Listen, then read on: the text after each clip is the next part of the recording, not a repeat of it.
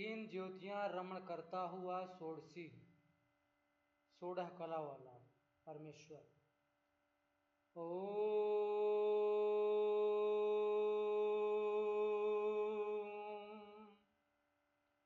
यस्माज्जातं न पुरा किंचनैव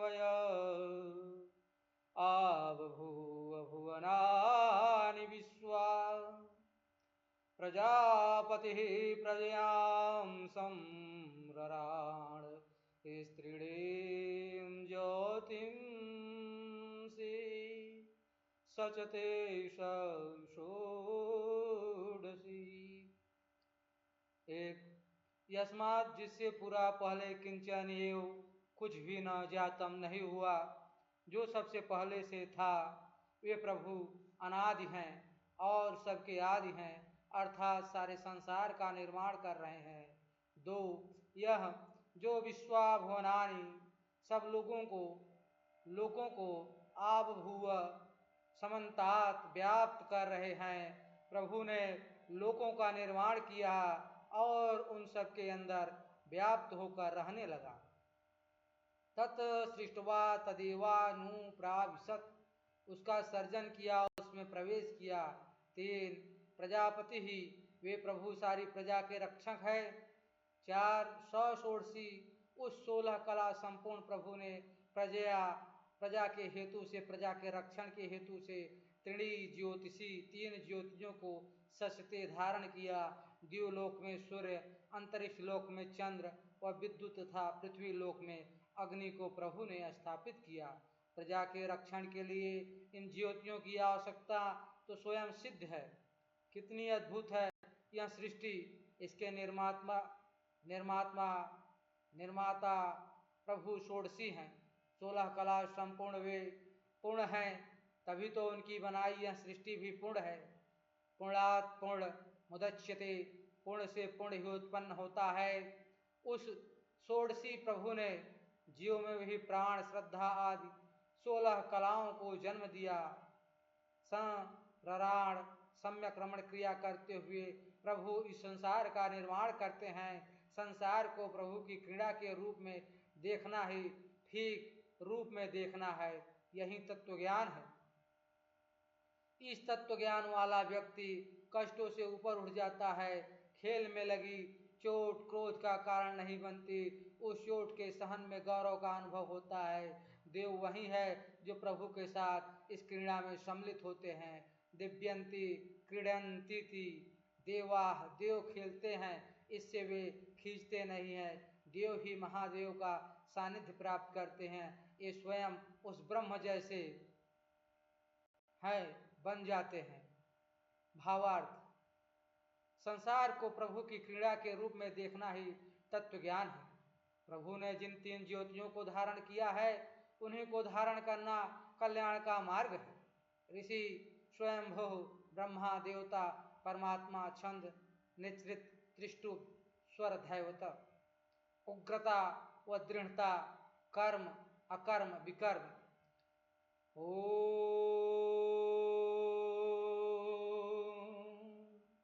येन देवरुग्रा पृथ्वी च दृढा, येन स्वायस्तभितं येन नाकः, यो यायन्तरिक्षे रजसो विमान, कस्मै देवाय हविषा विधेमः।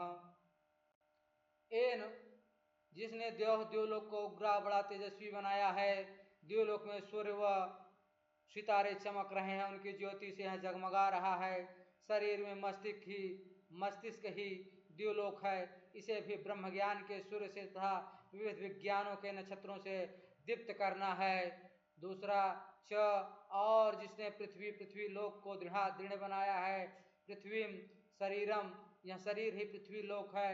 जैसे पृथ्वी दृढ़ है, इतने आघातों को सहती हुई यह पृथ्वी कंपित नहीं हो उठती।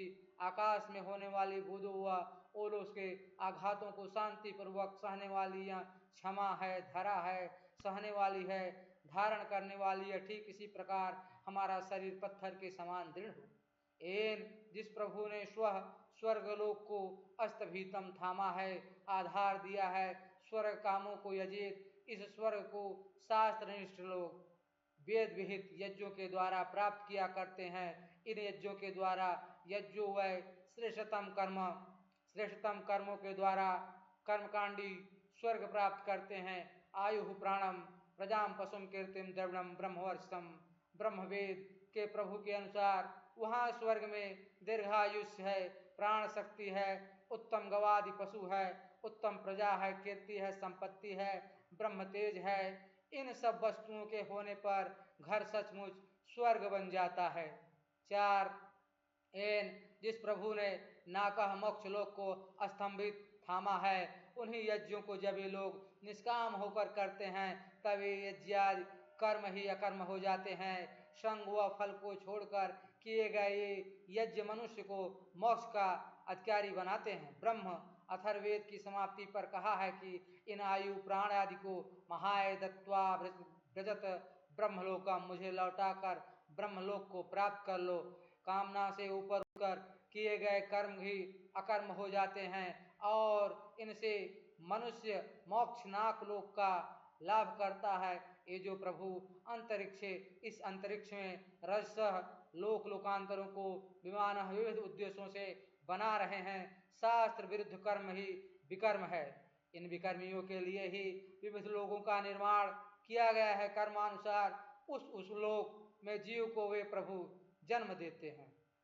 6 उसका समय आनंद स्वरूप देवाय दिव्य गुणों के पूज्य व देने वाले प्रभु के लिए हविषा दान पूर्वक अदन से विधेम हम पूजा करें। प्रभु आनंदमय हुए, चूंकि देने वाले हैं और दिव्य गुणों के पुंज हैं। आनंद प्राप्ति का उपाय दान व दिव्य गुणों को अपनाना ही है। उस प्रभु की पूजा का प्रकार भी उस प्रभु के भांति देने वाला बनना है। भावार्थ हमारा मस्तिष्क दिव्य हो, शरीर दृढ़ हो, हम यज्ञादि कर्मों से स्वर्ग का लाभ करें, कामना से ऊपर उठकर मोक्ष को प्राप्त करें, कभी भी विकर्म में फंसकर लोक लोकांतरों में भटके नहीं, प्रभु की भांति दानशील बनकर प्रभु के उपासक बने।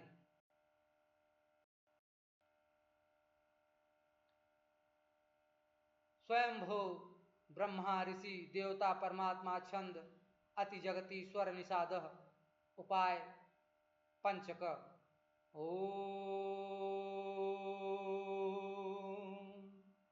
यं क्रंदसी अयवशातस्तभानि अभैक्षितां मनसारे जमाने यत्रादिसूरय उदितो विभाति कस्मै देवाय हविषा विधेम। यम जिस प्रभु का क्रंदसी आवाहन करने वाला, प्रभु को पुकारने वाला, प्रभु के द्वार पर थपथपाने वाला now candid will be open to you. पति पत्नी अभयक्षेताम देखते हैं। संसार में मनुष्य विशेष आयु में आकर गृहस्थ में प्रवेश करता है, इसलिए कि किसी का सहारा लेकर वह इस असमनवती नदी रूप संसार को तैर जाए। इस प्रलोभन में संसार में बचे रहना बड़ा कठिन है। पत योर्नो यज्ञ संयोग, इस सूत्र से बना पत्नी शब्द संकेत कर रहा है कि पति पत्नी ने उस यज्ञ रूप प्रभु को अवश्य पुकारना, उसका अवश्य ध्यान करना, संध्या करनी। प्रभु का दर्शन वे ही पति पत्नी कर पाते हैं जो अवसा रक्षण के द्वारा तस्थभाने अपने इंद्रियों को विषयों में जाने से रोकते हैं। इस प्रत्याहार से बहिर्मुख यात्रा को समाप्त कर मनुष्य अंतर्मुख यात्रा करता है और अंतः स्थिति प्रभु को देखता है। फिर उस प्रभु को वे पति पत्नी देखते हैं जो मनसा रेज माने, मन से चमकते हैं, जिनके मन में राग द्वेष का मालिन्य नहीं है। Raise to shine. 4 क्रंदसी व रेज माने का अर्थ इस रूप में भी हो सकता है कि क्रंद रोदने, जो अपने पापों के लिए क्रंदन करते हैं और अंत में उन पापों के भय से मन में कांप उठते हैं। वस्तुतः अपने पापों को स्वीकार, कन्फेशन और प्रभु से भयभीत होना भी अपने को पवित्र बनाने के लिए आवश्यक है। जो प्रभु से भयभीत होता है उसे किसी दूसरों से भयभीत होने की आवश्यकता नहीं रहती। वे उस प्रभु को देखते हैं यत्राधि जिसकी अध्यक्षता में उदित सूरह उदय हुआ, सूर्य विभाति चमकता है, तस्य भाषा सर्वमिदा विभाति, प्रभु की ज्योति से ही सब चमक रहा है। उस कसमय देवाय आनंदमय दिव्य गुणों के पुंज प्रभु के लिए हविषादान पूर्वक अदन से विधेम हम पूजा करें। गत मंत्र में विस्तार देखिए। भावार्थ, प्रभु प्राप्ति के उपाय निम्न है। प्रभु को पुकारना, प्रभु की प्रार्थना करनी, इंद्रियों का दमन, मन को निर्मल करना, दान पूर्वक अदन, पापों का स्वीकार कर प्रभु से भय मानना। ऋषि स्वयंभू ब्रह्मा देवता परमात्मा छंद निश्चित त्रिष्टुप स्वर दैवत बेन का प्रभु दर्शन। ओ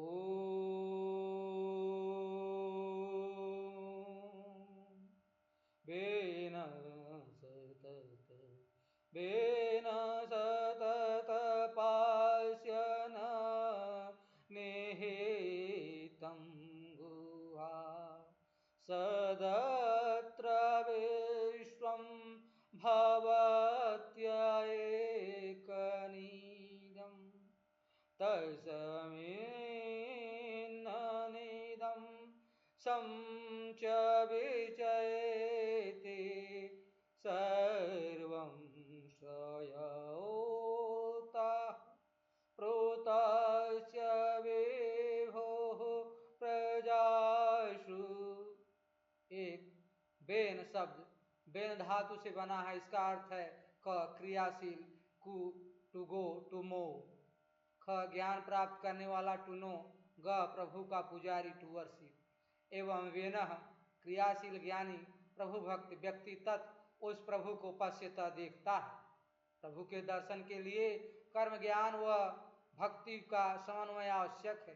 बेन उस प्रभु को देखता है जो गुहा निहितम हृदय रूप गुहा में निहित है। प्रभु तक वहीं पहुँचता है जो अनन्नमय प्राणमय मनोमय व विज्ञानमय कोशों को पार करके आनंदमय कोश में पहुँचता है। यही अंतर्मुख मनोमय व विज्ञानमय कोशों को पार करके आनंद